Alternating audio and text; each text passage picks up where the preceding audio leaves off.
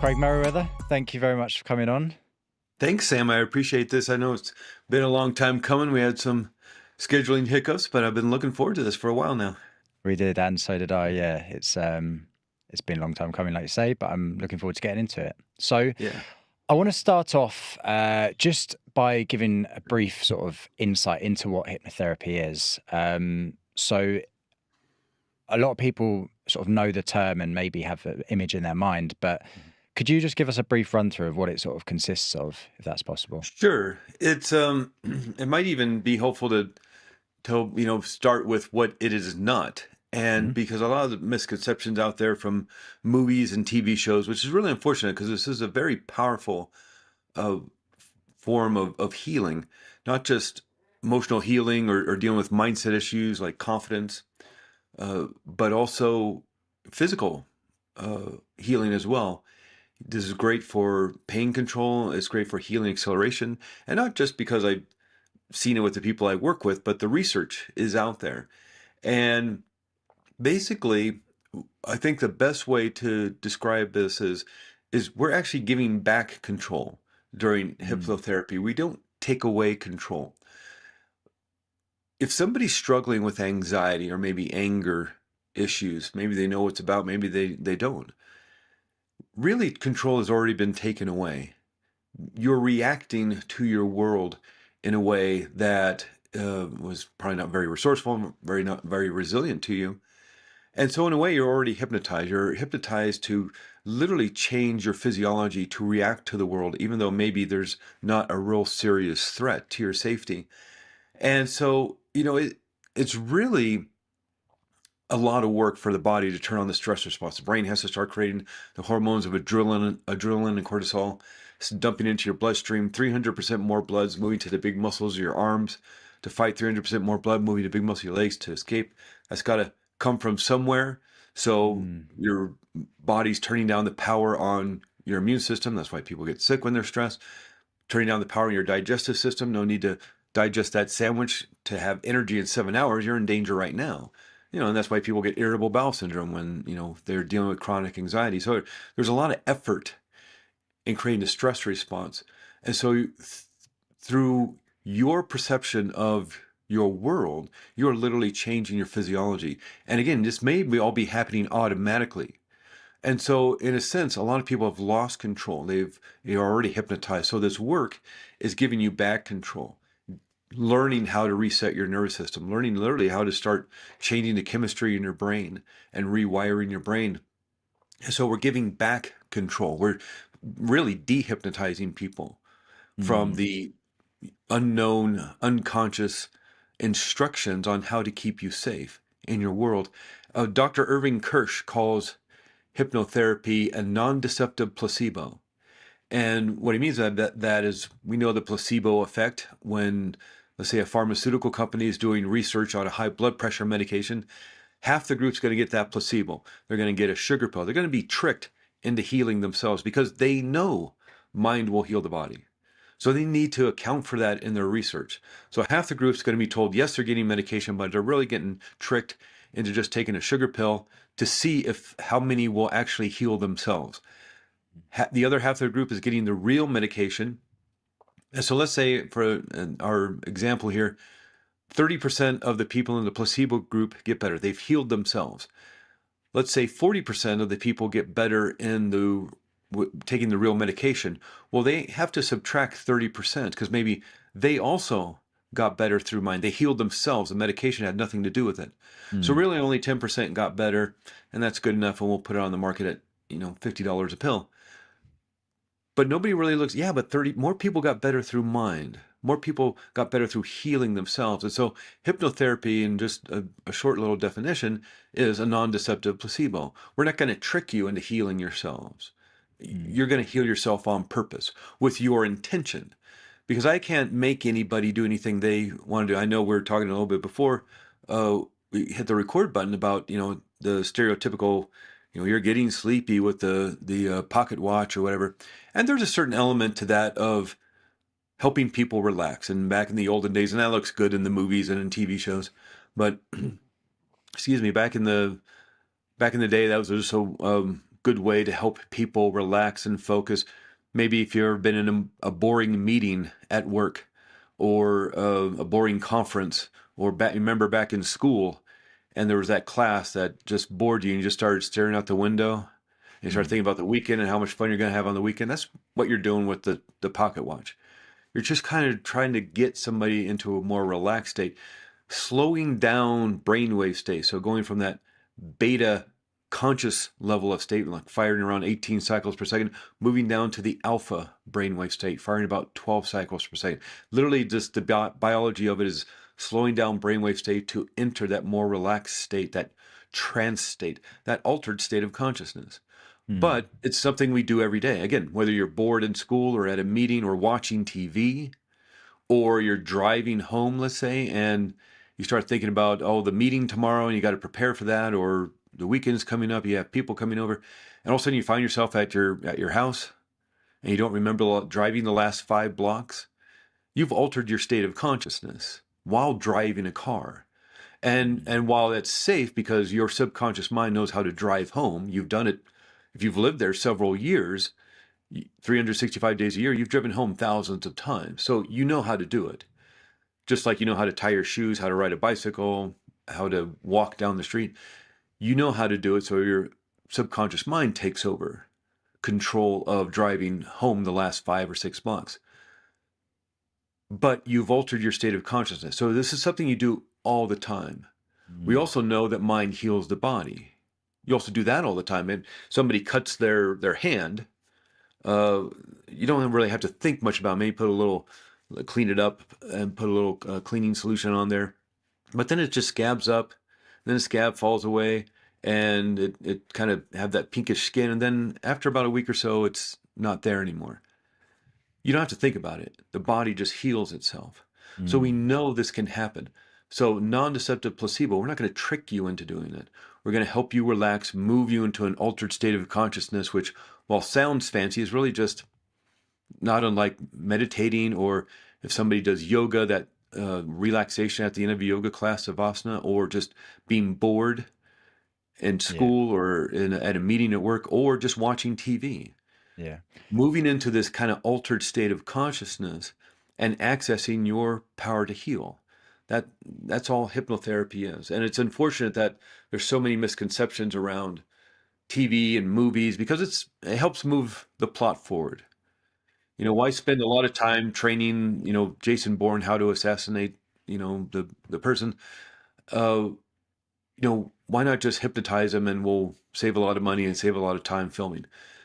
So Yeah. it's really just a way of using your intention, what you want to do, and accelerate it. So what I mean by intention is I can't make anybody do anything they don't want to do. That's just that control thing. That's Mm. not real. You can't control anybody else using these methods. I can't make anybody quit smoking if they don't want to quit smoking. So that's what hypnotherapy is kind of famous for, helping people to quit smoking cessation. But if somebody doesn't want to quit, they come to a hypnotherapy session and they just want to negotiate with their wife or their husband to smoke in the garage or smoke outside, they're not going to quit because they don't want to quit. They like smoking. Mm. So I can't go into bars, I can't go into Las Vegas casinos and just, with my pocket watch, hypnotize everybody to quit smoking because it's going to Yeah. be better for everybody's health and, I don't know, the economy or whatever. I can't go into prisons and hypnotize everybody to be law-abiding, upstanding citizens. I can't go to the world leaders and hypnotize them all to create world peace and end war. Mm. I can't get Elon Musk to write me $1 billion check. He doesn't want to. So I can't hypnotize him into writing me $1 billion check. So this isn't about controlling other people. That's not possible. That's for the movies, that's for TV. I like what you said about giving control back. So that idea, like you said about in the movies, it's that sort of, it's almost showing it in the wrong light because they sort of take away control and they trick people into things, and it's the complete opposite. So giving that back to them, I really like that idea of sort of giving them, and like you say, they're already hypnotized into their current state of thinking. Um, so just to look at your journey into it. So you've been doing it for a bit over 12 years, I think. Somewhere around that. Yeah. Yeah. So what was your journey into it? How did you first sort of get involved in it? Well, it was just my own, like a lot of people who kind of move into the healing realms to help other people. It was really my own hurt and pain I was going through. I struggled a lot with depression and anxiety growing up, especially my teenage years, and that's the 1980s. And there wasn't much going. Of course, there's no internet that at least we could access, and so information was at a minimum. It's whatever book you could find at the bookstore, the library, maybe talk therapy, but that was pretty much it. Those SSRI drugs, Prozac and things, didn't come out until the mid 1990s, late 1990s. But it was really the birth of my son in the year 2001 where I was just like, I got to get my life together. Because sometimes you'll step up for somebody else when you can't or won't step up for yourself. Mm. And so I said, well, I need to, because if my mother struggled with depression, I struggle with depression and anxiety. So what's the chance of my son's going to struggle as well? So if I could come up with some techniques or tools or strategies and not only help myself, but then, okay, now I know these work, I can help him if he struggles. So whether it's nature or nurture, there's a good chance it's going to happen. So I just started a lot of trial and error and a lot of on and off just because of life, because of career. We moved cities, moved to Flagstaff, Arizona, and just with the challenges of a baby and a new life in a new town, it was kind of on and off. But whenever I could try new exercises, new techniques, new strategies. The internet was out at that point, so there was a lot more information, a lot of information about what was going on with the SSRI drugs and Prozac and things like that. So it was just diving into all that and seeing what worked for me and creating my own toolbox of tools. And I just woke up one day and realized I hadn't been depressed in a long time. I'd kind of, the frog in the boiling pot of water was kind of the reverse of that. It was like, I feel better. I Mm. feel really good. And it had been a while since I had felt that heaviness and that depression. And one of the things that really helped me was hypnotherapy, because in what I was reading, books, blog posts, articles, hearing interviews and talks, oftentimes the person would give their top 5 things to do to change your life. And always 4 would be different, but one was always hypnotherapy. And all these people were talking about hypnotherapy in the early 2000s and how powerful it was. Because again, it's not like as a hypnotherapist, I fix anybody. I don't. And hypnotherapy in and of itself is not going to fix anybody. You fix yourself. Again, that's where the control comes. You give back control. You're going to fix yourself because I don't know what's wrong with you, but you do. And yeah, maybe it's in the unconscious part of mine. It's behind that curtain. But that's what's powerful. And this is why this is different than talk therapy. Talk therapy is very important.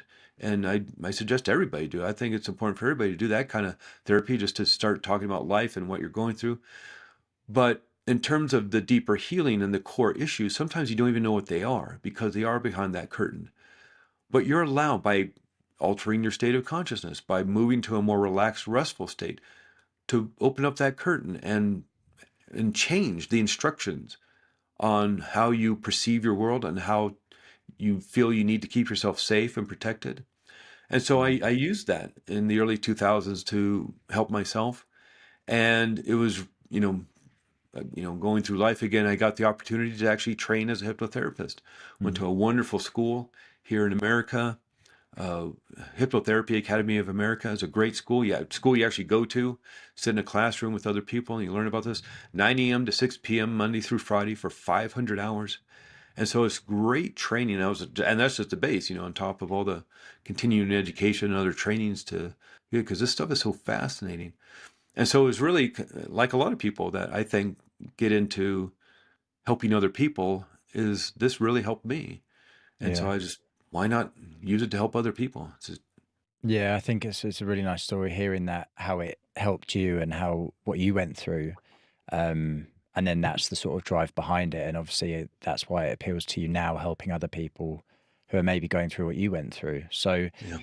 some of the words that sort of around what you do, so anxiety, fears, phobias, trauma, they're all words that people will know who are listening, and they'll understand sort of the base meaning. But how do we tend to develop those behaviors? Is it over a long period? How does that set into someone's mind? Yeah, the issue around let's because there's I think two different things. I think fear, anxiety, those are feeling states within the body. Hmm. Trauma is the actual encoding from a specific event, a circumstance, situation that can cause anxiety and fear or anger. Right. And so, really, the subconscious mind, while it's here running our immune system and our digestive system, beating our heart and growing our hair and taking us from a 1 day old baby to an adult, all things we don't have to think about. We don't have to think about breathing. We don't have to think about splitting our cells and all this stuff. Mm. So it's doing that in the background. It's holding on to those habits that we have, like tying our shoes and riding a bicycle, and if we know how to play a musical instrument, or driving a car or walking, all those little habits that we have, as well as helping us navigate through our lives with communicating with other people. But its main job is to keep us safe and protected. It's for survival, which doesn't necessarily mean your happiness and your success, just means it wants you safe. And what it's using is what you have experienced in the past as a guide on how to keep you safe. And so it's almost like it has this big filing cabinet. And in that filing cabinet, all these files of all the things you have been through that have been traumatic, that have caused fear, have caused anxiety or anger or worry or overwhelm. And whether you were a little kid or it happened yesterday. And as we pull in all the information during our day, what we see, hear, taste, touch, and smell through our five senses, if anything registers as through one of those files, triggers one of those files, the warning system goes off. Now, if you're in a building and somebody pulls the fire alarm, the sirens go off, the strobe lights go off, warning everybody that there's danger and you need to get to safety. Well, we also have a warning system within our body, but instead of lights and sirens, we have feeling states.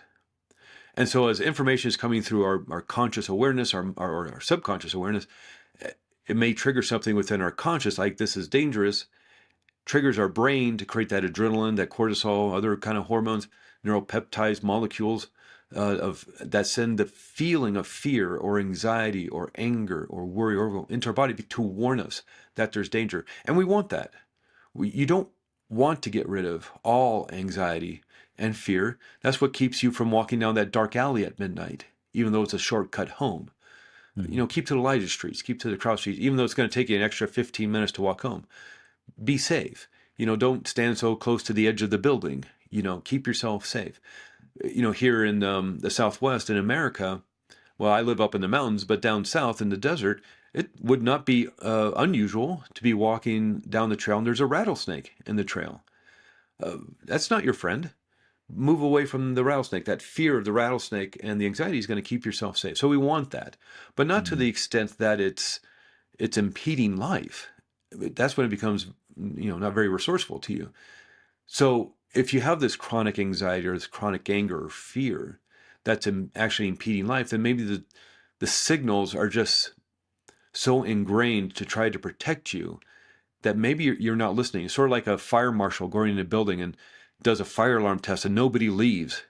Well, they're going to turn up the volume on the alarm. They're going to turn up the brightness on the strobe lights. So same with this. If you're not listening or react or I don't know, responding to the anxiety in a resourceful way, it's just going to turn up the volume. And as humans, we have this protocol within our humanness that what we practice, you get better at. What is strongest within your mind is what you do over and over again. So if you're practicing the piano or the guitar or the violin, you're going to get better at that. You're practicing dance, you're practicing martial arts, you're going to get better at that. But what if you're practicing anxiety? What if you're practicing fear? Are you not going to get better at that? And so a lot of this work comes in two parts in terms of hypnotherapy. It's that deep healing work we do in a session. And again, you may not even know what the problem is because it's behind that curtain of the unconscious mind. You know what it is because you're reacting to the world. Again, it's a lot of effort to turn on the stress response, to change brain chemistry, to move all that blood into your muscles. That's a lot of effort the body has to go through. You know why you're doing it. It's just not random and willy-nilly. It's happening for a reason. You may not be consciously aware of the reason, but your subconscious mind is. That's why it's doing it. So you know why it is. And so by quieting down that conscious level of mind, relaxing, altering your state of consciousness down to the alpha brainwave state, you can access your subconscious. Sometimes it's just as easy to ask. It honestly is. Why are you feeling this? What's the first time you ever felt like that? And by accessing those, healing can happen. And again, I'm not fixing anybody. And hypnotherapy in and of itself is not fixing you. You're going to fix yourself. Because not only do you know what the problem is, more importantly, you know what the answer is. You know what to do about it. And I think this is where people kind of start spinning their wheels in talk therapy, because they're not talking about the core issue, because they don't know what it is. They're not talking about the roots of their hurt and their pain and their wounds, because again, they may not know what it is. They may have an aspect of it, but maybe that was only a trigger that happened 10 years after the fact. The real situation happened when they were 8, but the trigger happened when they were 20, when they moved and went to university or something. And that's when the anxiety really started. But the real link, the real core issue happened when they were a little kid, and they don't remember that. Yeah. And so how long in talk therapy are you going to talk about that until you finally get back to being a little kid? It was when you were a little kid. It's in the filing cabinet. So you are allowed to go and amend, edit, delete the instructions on how to keep yourself safe around that issue that's causing the problems. And really, it may have been the best thing a child could have done. Let's say, there's this home wasn't safe. Maybe there's some real trauma going on, some abuse going on. And the safest thing you could have done, the best thing the child could have done was keep themselves, was to hide and to, keep quiet and soften their voice and all that. That was the best thing the child could have done. But that's not going to work in your 20s and 40s and 60s and 80s. But until you change the instructions, nothing, why would anything change? If you're still running the same instructions on how to keep yourself safe that you set up when you were a child, which probably worked really great when you were a child, but if you're still using them and, 20 years later, 40 years later, it's not going to work very well. And so, but what's powerful about this, and this isn't to blame the victim or say it was your fault or that it was fair, no, it wasn't your fault. And I'm not here to blame you or blame the victim or anything, but you're the one who put those instructions in there on how to keep yourself safe, which becomes very empowering, because if you're the one who put them in there, you're the one who can change them. Right? You don't have to look outside of yourself to have someone else try to figure you out and tell you what's wrong with you and how to fix it. Because a good chance is they don't know. Yeah. That's why it takes months and months and years, potentially. And then with hypnotherapy, it can actually be very, very quick. Generally, I see people 3 or 4 times, and that's it. Wow. And so this isn't like talk therapy where I've met people who've been in talk therapy for years, and they're still hurting, and they're still in pain because they haven't found that root issue, because it's behind the curtain. And so with this work, what's so powerful about it is that it's a non-deceptive placebo. I'm not going to trick you into healing yourself. You're going to do it on purpose with your intention. And again, it's that, I mentioned that word before, intention. It's what you want to do. Again, I can't make anybody quit smoking or do any of those other things. If you want to quit smoking, you'll quit smoking. A lot of people point to those, shows you may see in a comedy club or a theater or Las Vegas. And it's a hypnotist show, and everybody's up there doing funny things and singing like Elvis Presley or Ringo Starr, or, dancing like Michael Jackson, or pretending they're on a roller coaster, or barking like a dog, or quacking like a duck. And a lot of people say, well, I don't want to go to hypnotherapist because, look, I don't want to bark like a dog. And I was like, well, that's a show. That's entertainment. And everybody who gets up on that stage volunteered to be up there. Assuming it's real and it's not fake, or it's not set up in advance, and that's not the local improv troupe or local comedy troupe, that everybody who gets up there is a volunteer from the audience. Their intention is to get up there and have fun. That's not how I want to have fun. I'm sure, Sam, that's not how you want to have fun, maybe a lot of your listeners, but there's a group of people in the world who thinks that's really funny, and they want to do that. And so they go up on stage, introduce themselves. Yeah, I want to go into hypnosis, have a good time. Their intention is to entertain because they're extroverts, they're exhibitionists. They just want to have a fun time. They want a funny video to put on Instagram or TikTok or whatever. Yeah. And so they do. They have a great time. Look at their faces at the end of the show. They have a big smile on their face because they had a great time. So their intention is to entertain. Their intention is to have a fun time, and they do. So what if your intention is to heal? What are the chances that you're going to do it?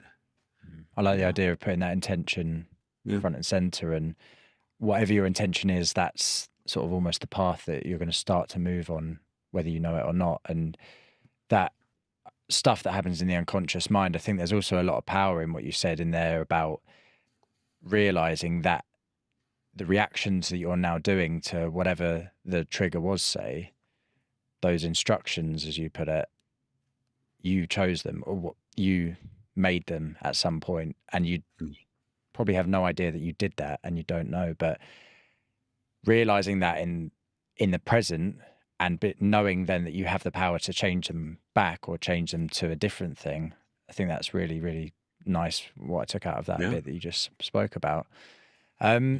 So to sort of start with that intention of healing, people have to know that there's something wrong, and Mhm. sometimes people do, sometimes they don't. What are some of the signs that people might be living with some of these behaviors? Yeah. Yeah. Generally, people come to me oftentimes as the last resort. They've tried everything else. So they know they're in pain. They know they're hurting. They've been to talk therapy. They've been to the doctors. Maybe they're in physical pain. They've been to the physical therapist, and nobody can find a reason for their pain. So maybe it's more of a psychosomatic kind of thing. And so people generally, you're hurting. You know you're in pain. You know you want to change. You just don't know how to do it. And when somebody wants to do a session with me, I'll send them an intake form. And mostly I do my sessions over Zoom now, not unlike this. And it works really well because, you feel comfortable and relaxed in your home.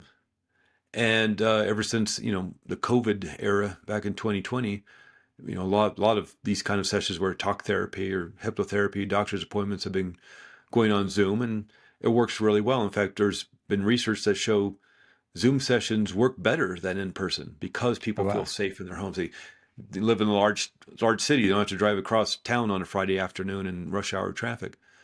But when somebody makes an appointment, I send them an intake form to fill out online.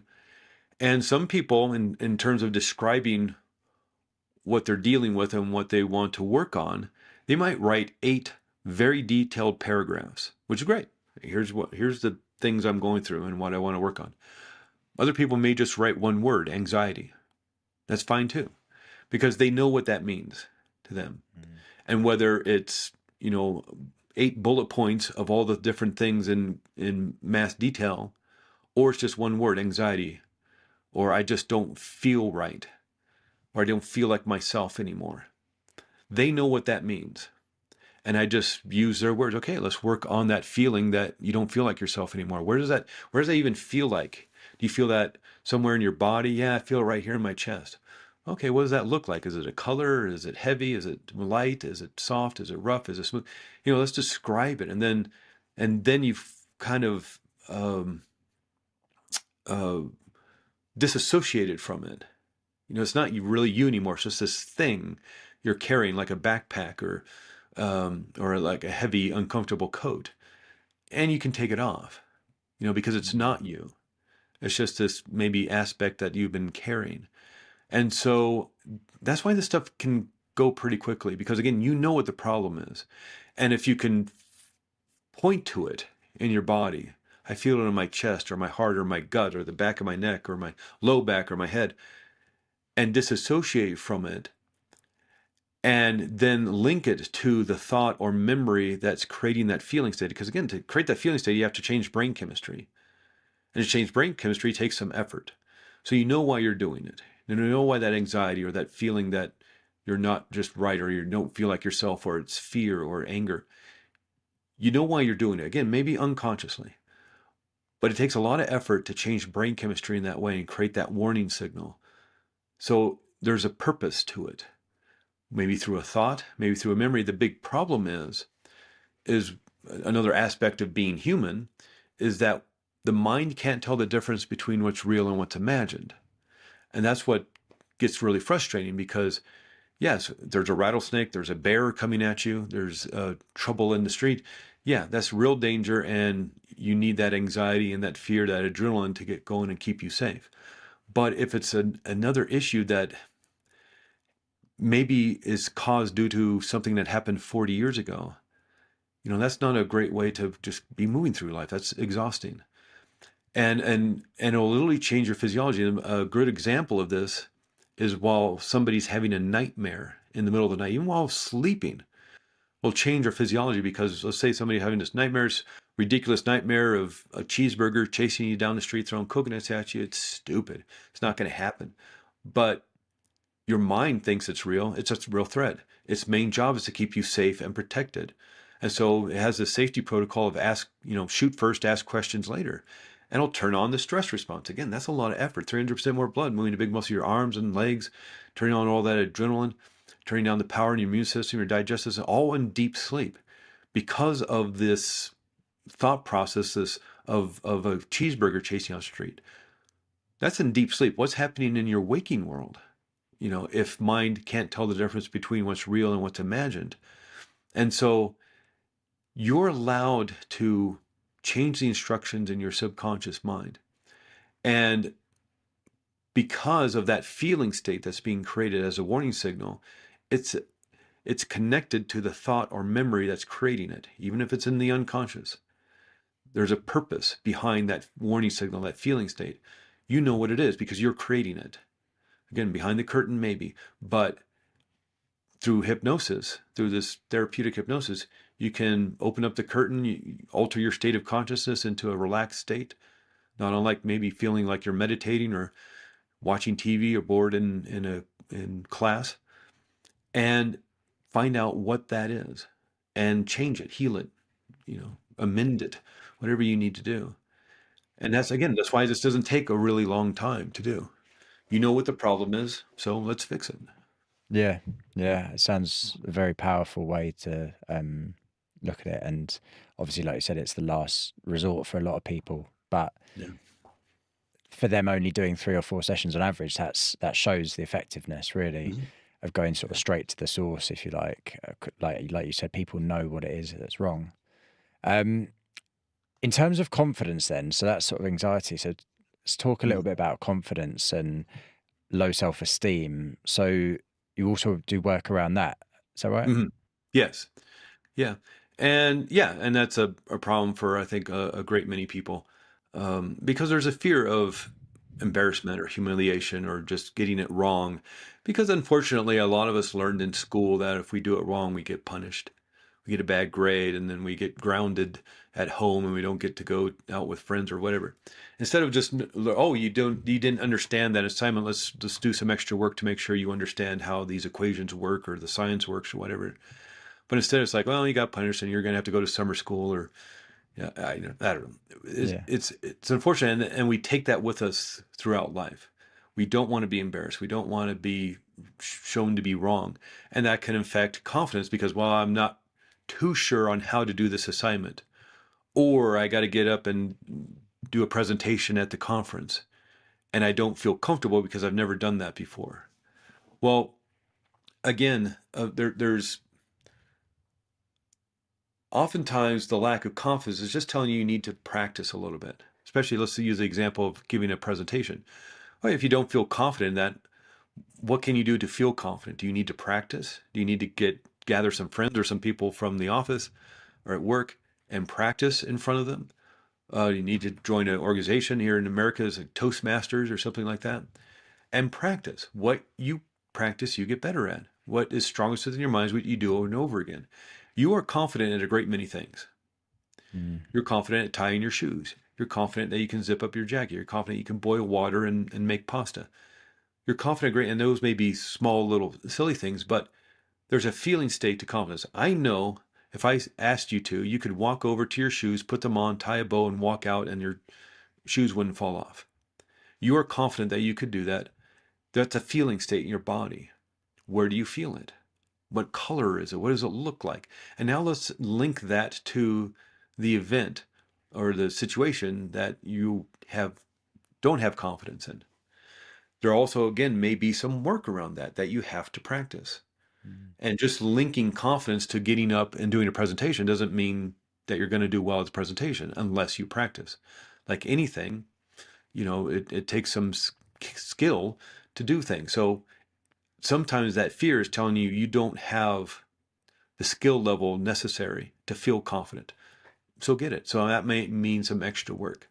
Mm. But in terms of that, like the low self-esteem and lack of confidence, yeah, we get a lot of people telling us maybe we're not worthy, or maybe we're telling ourselves we're not worthy. And so again, what you practice, you get better at. So the opposite of that is practicing confidence, practicing self-esteem.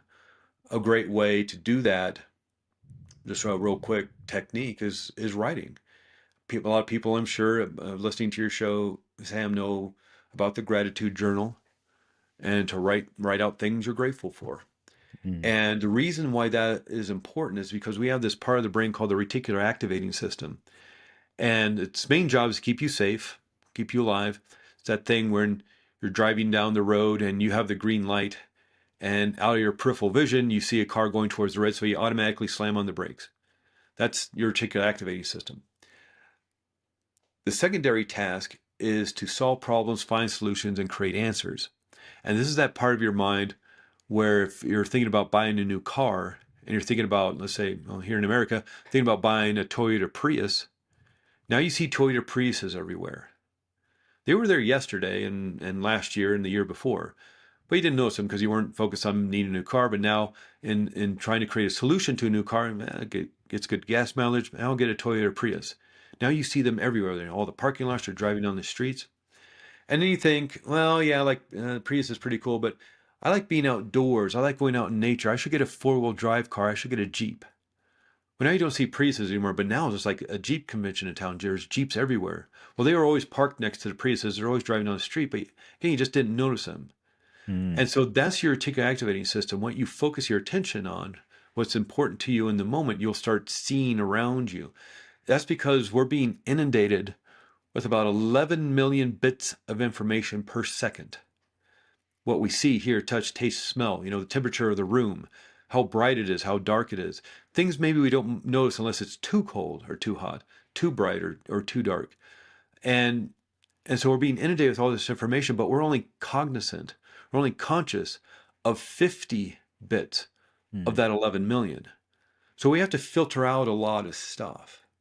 And so the idea behind the gratitude journal, or just writing things you're grateful for, is that you're going to focus your reticular activating system not to find more Priuses or more Jeeps, but more things you're grateful about in life. Mm. And so what I tell people, and when I work with them as an exercise to do at home for their homework, write 3 things you're grateful for, 3 things you like about yourself, and 3 things you do well. Again, these have to be different every day. And so of course the gratitude is just to find more things in your day that you're grateful for, but 3 things you like about yourself. I like that I can get on Zoom and talk to people. I like that I have good taste in my shirts. I like that I enjoy a good cup of whatever it is. It doesn't Mm. have to be big huge stuff. And the reason why that's important, because if you keep writing down things that you like about yourself, that's going to increase your self-esteem. 3 things you do well. I tie my shoes well. I boil water well for pasta. I walk down the street really well. Well, that's going to increase your confidence. Look at all these things I'm good at. Look at all Mm. these things I do well. And so again, it's that what you practice, you get better at. And there's a certain relentlessness to this work. Nobody, I think, in this day and age, would argue the point that every day we need to do something for our physical health. At least 3 or 4 times a week. We either need to be going to dance class or martial arts or the gym or whatever, Zumba class or whatever it is. Going on a bike ride, walking out in nature or around the park, around the street. We need to be doing something hopefully 3 or 4 times a week, but hopefully every day for our physical health. You don't just get to go to a personal trainer once, work out at the gym twice, and that's it for the rest of your life, the next 50 years. No, you have to do something every day for your physical health, your nutrition, what you're fueling your body with, what you're drinking, how you're exercising your body every day. So why wouldn't we think that would go for our emotional health and our mental health as well? There's a relentlessness. Just you got to be focusing on your physical health. If you want to be awesome when you're in your 80s, you got to be thinking about it now. But same with your emotional health and your mental health. If you want to be awesome next year with your confidence and your happiness and your joy, what are you doing right now today to practice joy, to practice happiness, to Mm. practice confidence? I think people think that because they get rid of their hurt and their pain and that trauma they experienced maybe when they were a child, that all of a sudden it's going to be rainbows and unicorns and joy and happiness and cotton candy. And it's not. It may be, but more than likely that's something you're going to have to practice because you've been practicing that hurt and pain for so long. Maybe the wiring is a little dusty in your head. It's not as strong as maybe it was in the past. But you can build it back up just like a muscle. Just like if somebody breaks their leg and their leg's in a cast for 2 months, yeah, those muscles are going to atrophy. Well, take the cast off, you're going to exercise the leg, the muscles are going to get stronger. Same with this. Yeah, maybe Mm. your joy connections are a little atrophied. That's fine. Practice. Practice joy. Practice happiness. Just pretend. And again, this is where that whole idea of the mind can't tell the difference between what's real and what's imagined. And so even though, while I'm not happy, I'm not joyful, I'm not confident, well, you can pretend you are, though. And the Mm. mind can't Yeah. tell the difference between what's real and what's imagined. See yourself at that conference doing well in the presentation and getting a standing ovation. Practice that day after day after day. Just like an Olympic athlete is going to mentally rehearse whatever they're doing. If they're doing gymnastics, Yeah. they're going to obviously practice, but they're going to also sit on a recliner, sit on the couch, and they're going to mentally go through their routine, the twists and the tumbles and the turns and the jumps and Visualization, all the isn't things. it? They're going to Yeah. visualize it in their mind because we know that'll actually fire the same brain cells in the Mm. same way as if they're actually doing it. Mm. So that Yeah. mental rehearsal will actually wire your brain for that success. Mm. So that gets a little frustrating because what if you're visualizing failure? Are you therefore not wiring failure into your head? So this is where you really got to be on top of what you're thinking, feeling, and being aware enough to like, okay, I need to change this Mm. pretty quick because you're wiring that stuff into your system. So you're allowed to change it. You don't have to feel like that. And but a big part of the process, again, like I think I said a little bit before, there's kind of two parts to this. So yeah, there's a deeper healing work in the session that we do, maybe around the trauma you experienced or the hurt or the pain or the anger you're experiencing. But the part two is what are you doing at home? So yeah, you go to the personal trainer, okay, you want your body to look like this, you want to lose weight, you want to build muscle, here's what some things you can do for your body type and all that. But then you have to go do it. Mm. And same with on a daily basis or at least a regular basis. And same with this. It's like, okay, you want the joy, the happiness, the confidence, you can have it, all that you want, but it takes some practice, Yeah. And it comes you down to know? that practice 100%, doesn't it? And Yeah. I think the emphasis on that practice is rightly so. I think I've spoken a lot about similar things with a lot of my guests and that repetition of doing things. People go into a situation, like a presentation, for example, and they think, oh, I don't feel confident doing this. Why don't I feel? And they suddenly start talking themselves down about it. Mhm. But if you've never done one before, why should you feel confident? And Exactly. it's that practice, and it's you're also building that evidence base for the future. So if Mhm. you every single time you do something, you put it on a piece of paper and put it in a stack, that stack gets bigger and bigger as you go through life. And Mhm. every time you come into that situation and you feel that way, or you might start to subconsciously start talking yourself down from it, well, actually, you can look over here at this massive stack of evidence that you have done this before and you can do it. Um, and it's quite a nice way to visualize it for people as well, just starting to build that evidence base. So, in terms of how this actually looks for people. Obviously, you've spoken there about doing the work away from the personal trainer. So in this case, you could say you are the personal trainer, you're the Yeah. hypnotherapist. So people come to you, they've then got to do the work away from that. What sort of things would you be having people do in their own time? So if people are listening to Okay. this and there's something that they want to, can you give anything that Yeah. someone Yeah. listening Let could me do give you now? a quick little 5-minute exercise.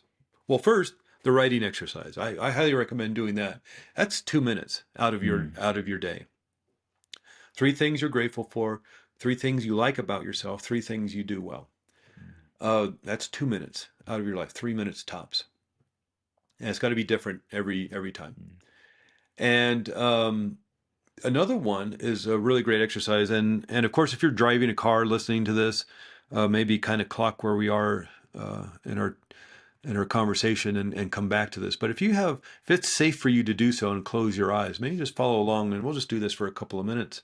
mhm, But this is a great way to reset your nervous system as well as literally change the chemistry in your brain. This was developed by Dr. Richard Nongard, a wonderful psychotherapist and hypnotherapist. And it's called 3-2-1 reset. And the 3 stands for 3 slow, gentle, easy breaths. You want to fill up your abdomen, because by filling up your gut, you're going to flatten out your diaphragm and get air into the bottom of your lungs. Your lungs are huge. If you feel where your rib cage is, your lungs are huge, but oftentimes we're just breathing into the top part of our lungs, the smaller, narrower part of our lungs. The brain takes 20% of the oxygen we breathe in. So the more air you can get into your lungs by deep breathing into the bottom of your lungs, of course, the more oxygen, the more nutrients you can send to your brain for rational, calm thinking. So 3 slow, gentle breaths into your abdomen. Another aspect of this is the vagus nerve. And of course, we're dealing in terms of what we've been talking about, Sam, is the 2 parts of the nervous system, the sympathetic and the parasympathetic. The sympathetic's the stress response, fight or flight response. Parasympathetic's the relaxation response. That's where all the systems of your body are getting the right amount of nutrients and blood supply and oxygen to work at optimum levels for what needs to be happening when the body's at rest. And so the vagus nerve comes out of the back of the head. Vagus is Latin for wanderer because it attaches to the eyes, to the ears, goes attaches to the muscles of the jaw, goes down past the vocal cords, attaches to heart, lungs, and gut. The vagus nerve is a big part of the parasympathetic nervous system. By breathing slowly, easily, and gently, the vagus nerve is attached to the lungs. You stimulate the vagus nerve, therefore activate the parasympathetic. So this isn't hard. This is really mm, easy to do. Another aspect of the breathing is the audible sigh on the exhale. Because again, the vagus nerve goes past the vocal cords. This is why humming and singing feel so good. It's because you're stimulating the vagus nerve, therefore activating the parasympathetic. So taking a deep breath in through your nose and then exhaling with a sigh. Ah. Actually really help reset your nervous system in just a handful of minutes. So for this particular exercise, 3 slow, gentle breaths in. The 2 is we're going to take our 2 hands and grab our shoulders. mhm, Now this will make an X in front of your chest. You'll notice that this is a hug. The body is sensing this as healing, loving, nurturing touch. And you can, just grab your shoulders. You can rub your hands up and down your arms, like the havening technique. Whatever feels good, a bear hug. Because through the nerves within your body, you're now sending a signal back up to your brain for loving, healing touch.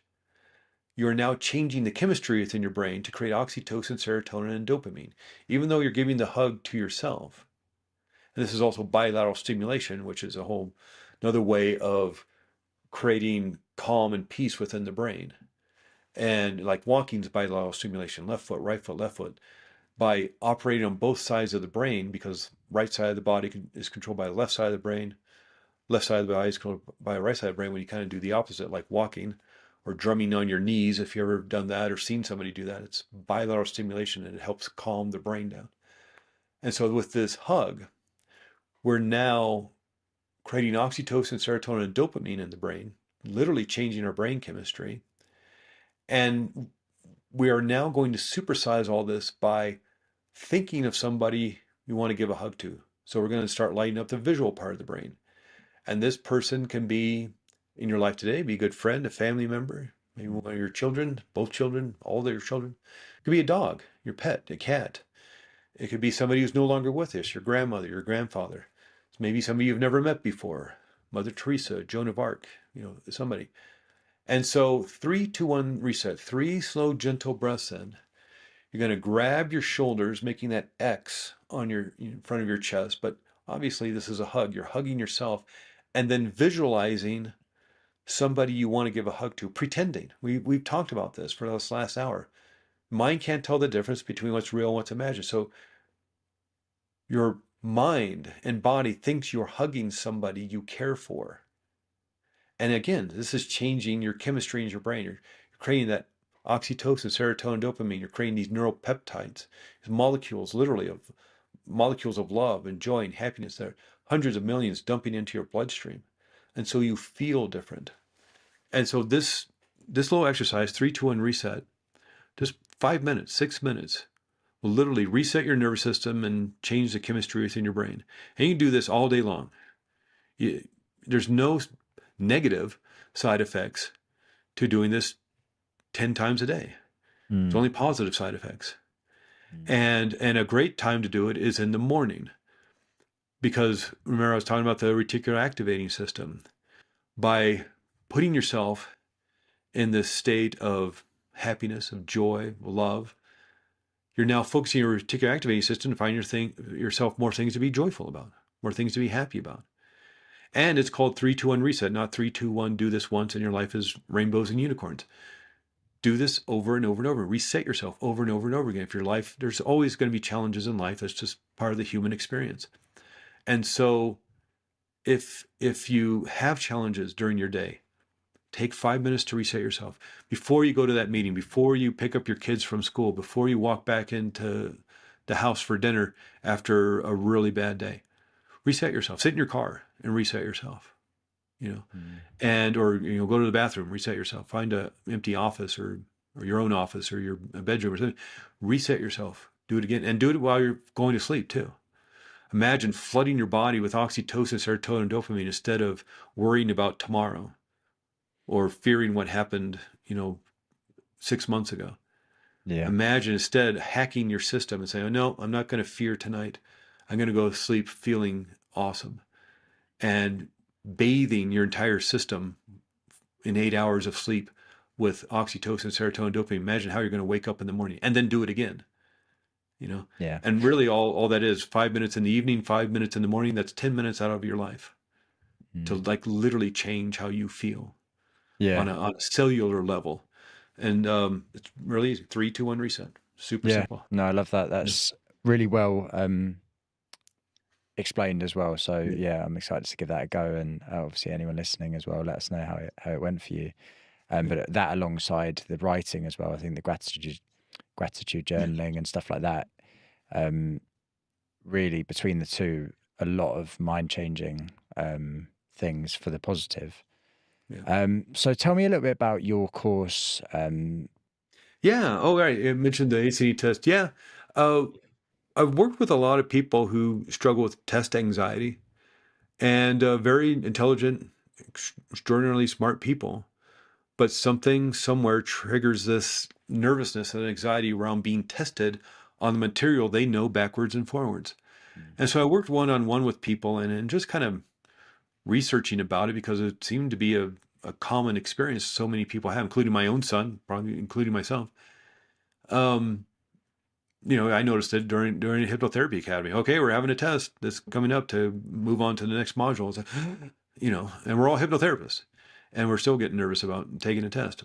But just working with people and looking out there, I didn't really see any sort of comprehensive training program around it.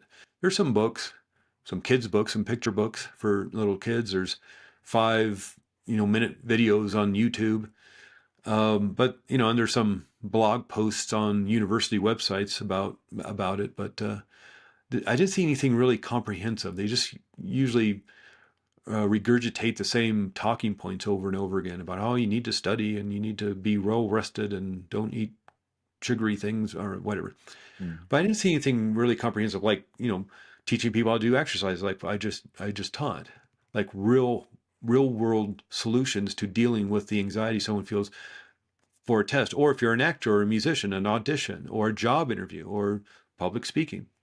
And so I created Ace Any Test due to a lot of the work I've been working with people. Well, I know all this works with people with test anxiety. So here's, 12 different lessons on how to deal with test anxiety, because, there's not one fit all solution. People have different experiences with test anxiety for different reasons. So there's 12 different lessons, and it's just teaching you how to reclaim your nervous system and reset it, and how to eliminate test anxiety. And Ace Any Test, so aceanytest.com. And my hypnotherapy practice, I live in Arizona, Flagstaff, Arizona, so I named it Arizona Integrative Hypnotherapy because I was just working with people in Flagstaff and Phoenix. But since the COVID issues, I work with people around the country of America, around the world. In fact, a couple of weeks ago, I worked with a professional basketball player in Iceland, and he had gotten my name from a friend of his I worked with who lives in Puerto Rico.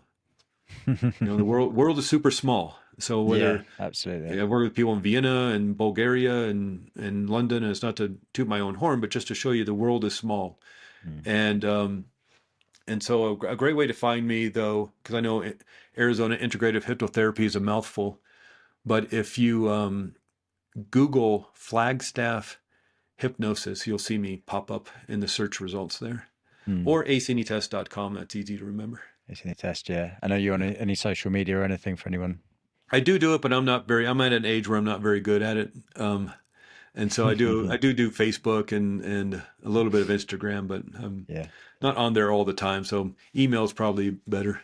Yeah. Well, I'll link aceanytest.com and the rest down below as well, for the listeners to scroll down. So just to finish off, I like to leave the listener with a question to take away. So I ask my guests to suggest a question for the listener to take away from this episode.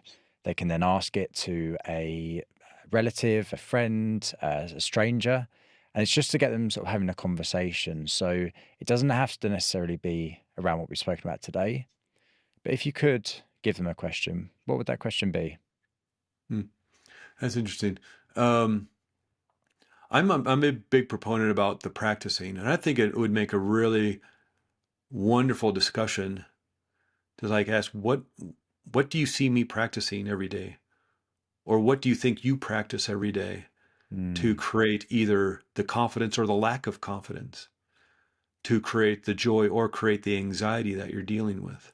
I heard these two guys on a podcast talking about, the mind can't tell the difference between what's real and what's imagined. So I wonder, how does that affect our lives? And I know I've been really angry the last few months. I'm wondering if I've been practicing that. I can make a wonderful conversation if you feel that it's safe enough to do so with the people you're around. It could get really deep. Absolutely. I think it's a great question. So if you're listening, go and take that away for the week and use it. Craig, thank you so much for coming on today. It's been really interesting, really expanded my understanding of what it is that you do, and hopefully everyone listening will have taken stuff away from today. Thank you. Well, thank you, Sam, for your patience with all our rescheduling, but I've been really looking forward to talking with you, and I'm glad we've finally made the time. Yeah, absolutely. It was worth the wait. So anyone listening, if you did enjoy this episode, please do share it with anyone who you think will find some value from it. If you haven't already, follow the podcast and rate the show as well. That really helps us reach new people. And also you can follow us on Instagram, and we clip up different episodes so you can see different aspects and different ideas. So that's at Lonely Chapter Podcast. And lastly from me, thank you for listening.